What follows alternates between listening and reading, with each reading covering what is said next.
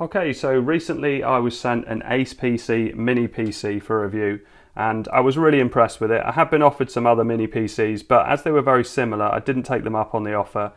This one, however, is very different. And the reason this is so different, and the clue is in the name, it's called a Quieter2Q from a company called MeLe. And basically the top of it is an aluminium heatsink. And there are no fans inside this. It is completely silent. And as you can see from the Raspberry Pi next to it, size-wise, it is really small. Now, I'm not a big fan of unboxing videos, so this is an empty box. Let's just show you what comes in it. So there is a Visa mount, and this is designed to fit on the back of a monitor. And I've got an interesting use case for this, which I want to explore in a minute. But I'm guessing there must be some holes. Yeah, there's a couple of holes on the bottom here that will attach to. Obviously some screws. This is a European adapter. I'm using a 3-pin UK plug and a basic instruction book. But there's quite a lot of detailed instructions online that are available for this. I'm currently running the latest version of Manjaro Linux on this and it works really, really well. But I'll show some of that later on. It's running from a 2.5-inch SSD drive, but it actually comes pre-configured for Windows 10. There's an eMMC drive built into this, so it's all ready to go from the off. So let's shut down Manjaro and I'll switch back into Windows, and I need to do that by launching into the BIOS. Now, if you're just going to run Windows on this, you won't have to do any of this. You just boot it up with Windows and it'll work like any other computer. So let's switch that off. So the light's red. So now I can power it up and just start pressing the escape key and it will go into the BIOS. And the BIOS on this is surprisingly detailed. There is loads of information in here and loads of different things you can configure, and it's super easy to do. But if we just go to this first one where it says chipset and common function, you can see here under OS selection we've got Intel, Linux or Windows. So if I switch it back to Windows, that means it's going to try and boot into Windows. But also if I go to Windows Boot Manager and put that as the first one, you can see that's at the top of the list, boot option 1. That's how it comes pre-configured. So as I said before, there's nothing extra you have to do. If you're going to run this with Windows, you turn it on, you log into Windows, just use it normally. But I think part of the beauty of this is the fact that it's so configurable, so many different operating systems, games, things like that you can run on it. And it also supports booting off loads of different drives as well. So really, really flexible. So let's hit save and that will restart in Windows. So as you can see, I've installed various different things into it, just sort of playing around with it in general. I've also done a speed test if you're interested in the speed of the eMMC drive. eMMC drives are definitely getting faster, and the good thing about eMMC drives as well is their reliability. They are very, very reliable with holding data. But I found that this is pretty snappy to use. Not as fast as the SSD or indeed the M.2 drive you can add into it, but I'll show a bit of that later on. So what's it like to use as an everyday computer? Well, actually, I've been using it for the last week or so, and everything is pretty fast on it, and everything's pretty snappy, pretty usable. If I open up, say, something like LibreOffice, but also open up the web browser, you can see everything happens pretty instantly. So BBC Sport, and this is a Celeron processor, but Celeron processors, it depends which one you get, and the J4125, I think is actually pretty decent. I've used it on that ACEPC, and I was impressed by the performance on that. So if I start doing some more searches, hot UK deals, let's get that up. Let's also get YouTube up as well. And call up one of my videos. We can start playing that just to show you how well it runs. I better mute it. Let's mute that. But then we go full screen, and this will be playing at 1080. If I right click and do stats for nerd, you can see that it doesn't drop very many frames at all, considering it's running all these other things at once. You can see it's stabilized already there. So let's quit out of that, go to the Hot UK Deals page, and you can see we can scroll up and down. What's that? Quake story, Quake Arena. Enjoy the original authentic version of Quake now with up to 4K and widescreen resolution. I'll have to have a look at that. But also BBC Sport. I picked these because they've got lots of images on them. And you know, they're quite rich sites, lots of video links and things like that, and as you can see, it doesn't struggle at all with that. So I'm going to minimize that, I'm going to leave that running in the background, open a presentation up and just import some photos in. I've got some iPhone photos on here. Let's pick something with a background so it's a bit more taxing, and insert and image. I've got some of my downloads folder, so let's pick this one. And you can see it picks it pretty quick. These are quite big images, about 5 megabytes each, I guess. They're iPhone XS pictures. So insert image and let's pick another one. There you go. And let's pick the last one as well. We might as well get 3 on there. So image, and it should be that one. There you go. So you can see it's coping with that really nicely. I'll minimize that, so we'll leave that running in the background as well. Let's have a look at that other image, which I didn't pick because it's in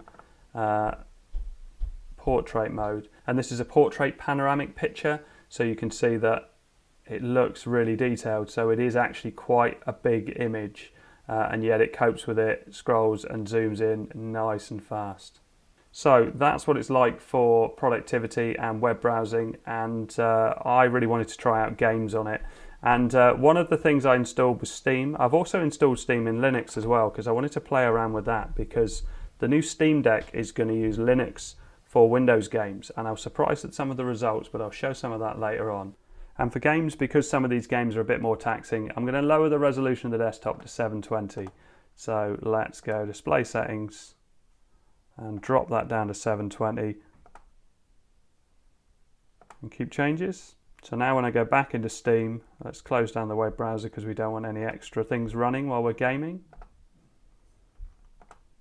And I haven't changed any settings on Tomb Raider, so I probably would go in and lower some settings because it usually comes up with something pretty high. But let's hit play and see. You can see there it came up pretty quick.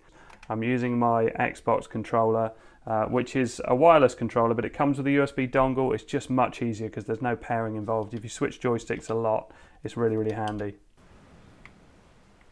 Okay, so it looks pretty decent. I've lowered some of the settings a bit more as well, so I put pretty much everything on as low as it will go, but it's still running at 720, but the environment moves around nicely. What's jump? That's jump. So let's see if we can get up here. Not that way. Oh, maybe I was meant to go down there. Yeah, I'd say it's playing alright. The sound isn't stuttery at all. It looks pretty decent. The lighting, all the effects and everything are pretty good. Let's just have a look around here. Look. Yeah, I'm impressed with that. Right, let's try something else. So Fortnite is a bit more of an intensive game. So what I've done is used a Raspberry Pi cluster case with a fan, just running cool air across the top of the heatsink, because I want that 2.6 gigahertz to stay as high as possible when the game is running. So let's give it a go and see how well it copes. Okay, so you can see that the frame rate is pretty low, about 15 frames per second. See if we've got any weapons in here, nothing at all.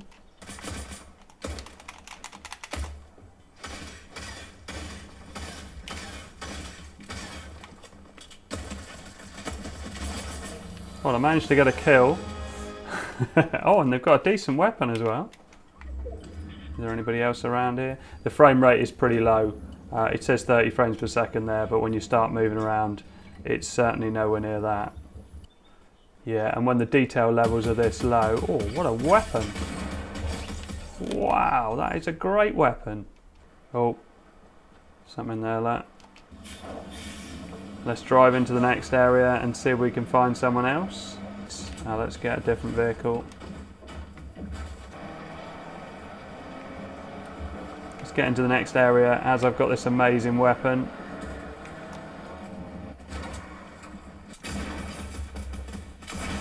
Okay, that's me gone. So let's have a closer look at the hardware, and it is remarkably small. So we've got a power button on the front with a red and blue light to tell you when it's on or off. We've got the 2 screws I mentioned earlier, which is connecting to the Visa mount. We've got 4 screws I'm going to undo in a minute to show you the extra drive that you can pop in.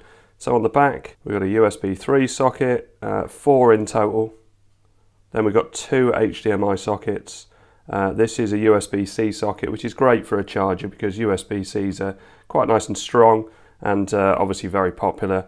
We've got an Ethernet connection, we've got the analog jack and also an SD card. And on this side we've got a Kensington lock, so if you want to lock this securely in place in an office environment or something like that, you can. So let's take it apart. Let's grab my screwdriver kit and have a look inside.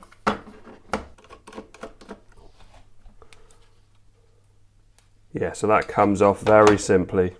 So that's got space for an M.2 drive, which I've got in this USB adapter at the moment.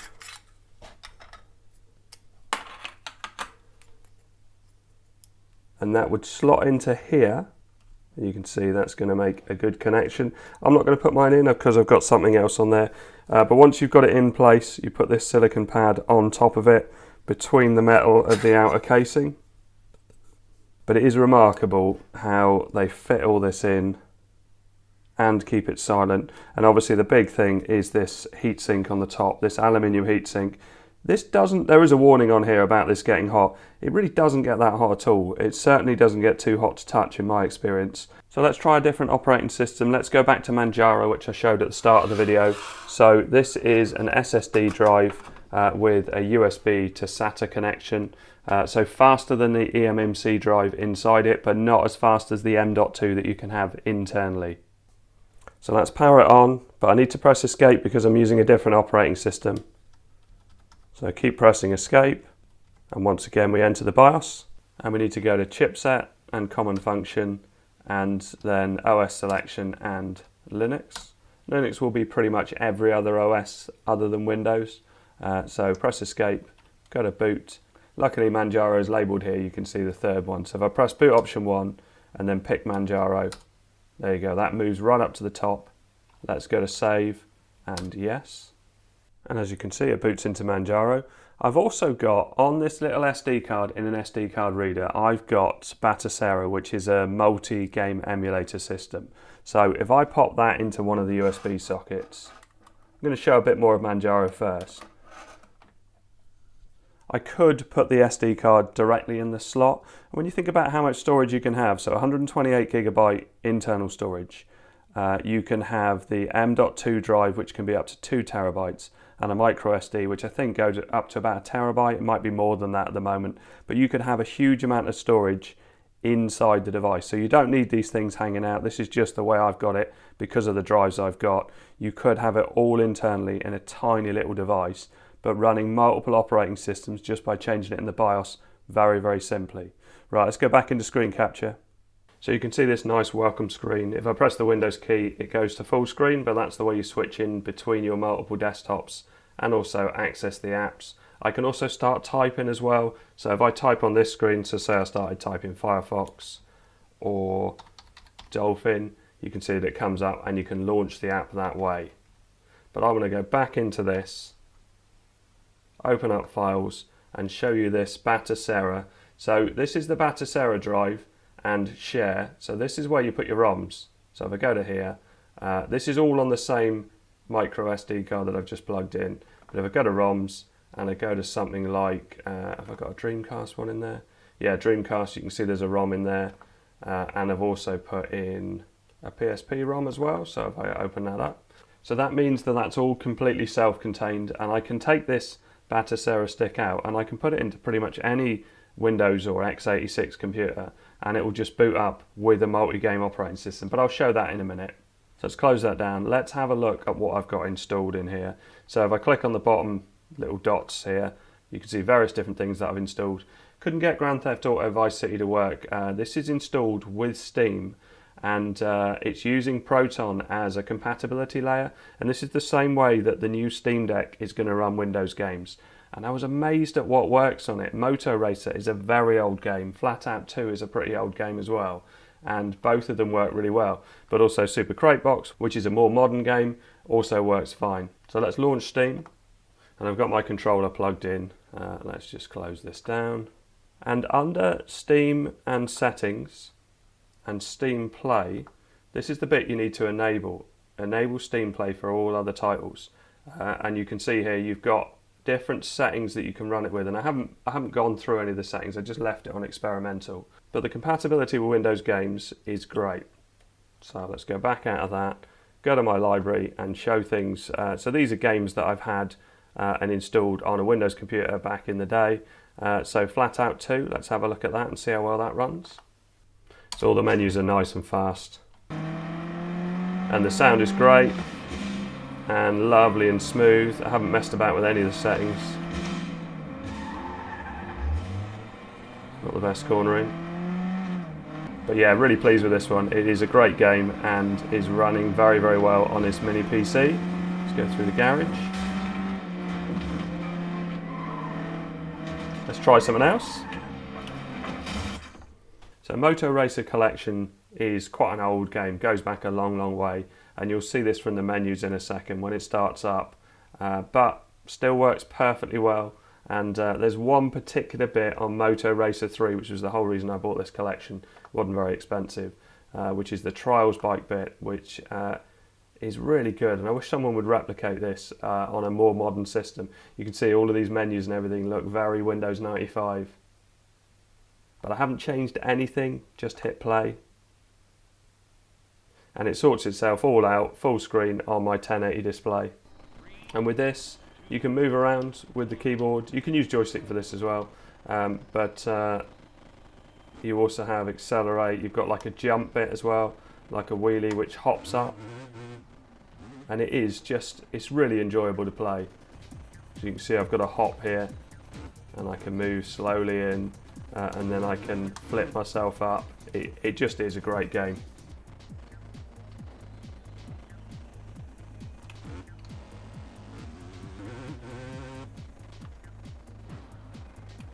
But another thing I wanted to show was the Dolphin emulator, which is Wii and GameCube emulation, and this works great on here. So let's click on that. Got my controller already configured. I've got one of my favourite games of all time in the downloads folder, in the documents folder. There you go, Dave Mirror.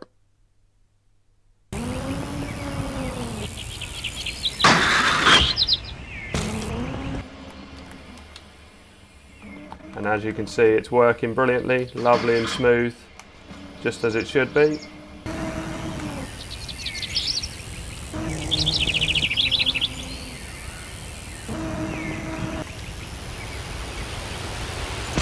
So let's shut this down and try some more emulation with Batocera.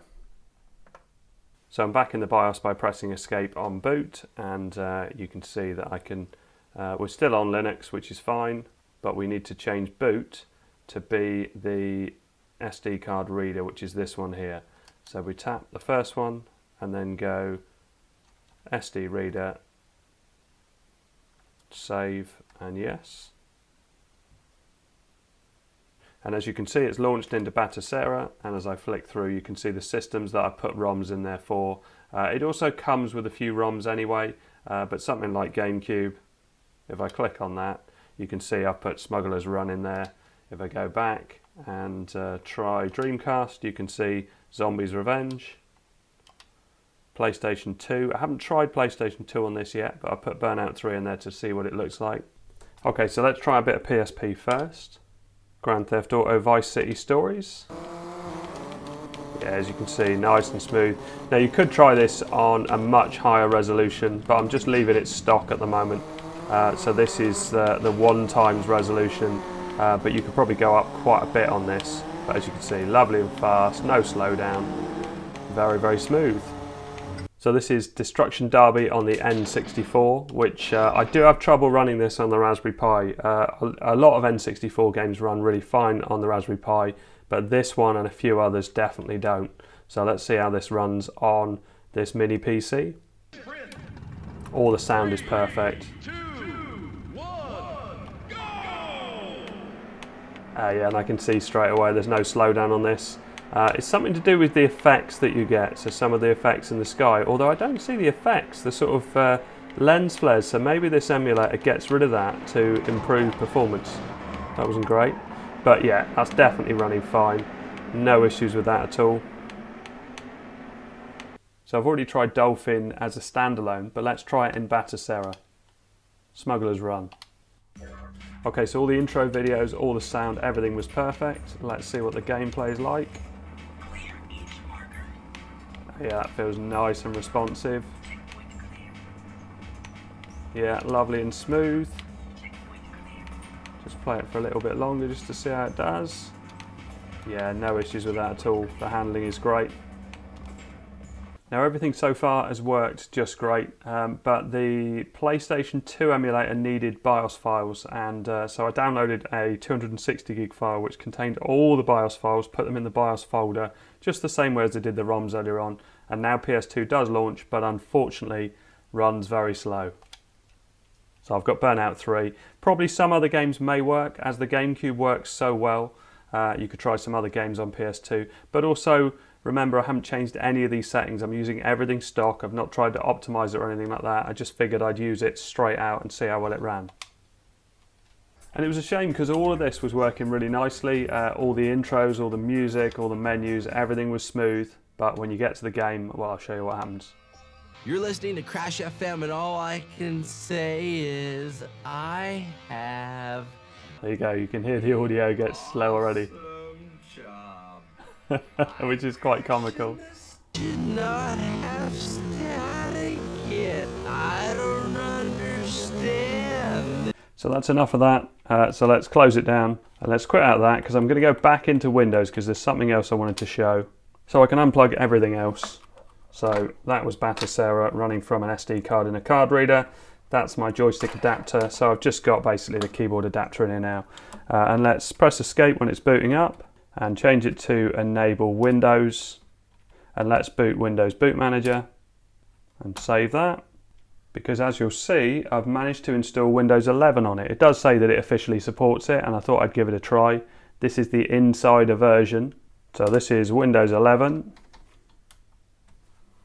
And it starts up and works really, really well. Let's go back into screen capture. And if we click on the official website, just to show it. So the CPU and the RAM is on the top of the board, and that's obviously connected to the heatsink, which is the aluminium lid of it, which is what keeps it cool. And I have found that it does keep it cool. You can see some CPU mark ratings compared to some other processors. And you can see some of the specs here. So it comes pre-installed with Windows 10 Pro.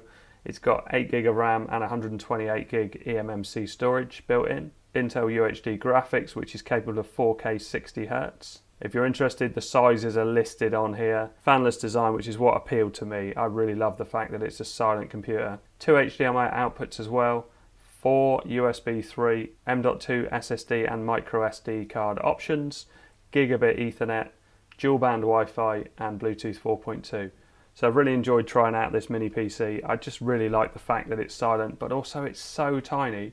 And it is a very, very useful, very compatible device. And last up, I mentioned this before, I've obviously got a few wires hanging out. I could certainly tidy that up. But this is working touchscreen with Windows 11. And you can see that everything seems to be working absolutely fine. There are some touch gestures, but I haven't really... Oh yeah, there was one. So there's some touch gestures that you can use for various different screens and things and pulling in from different angles and things like that.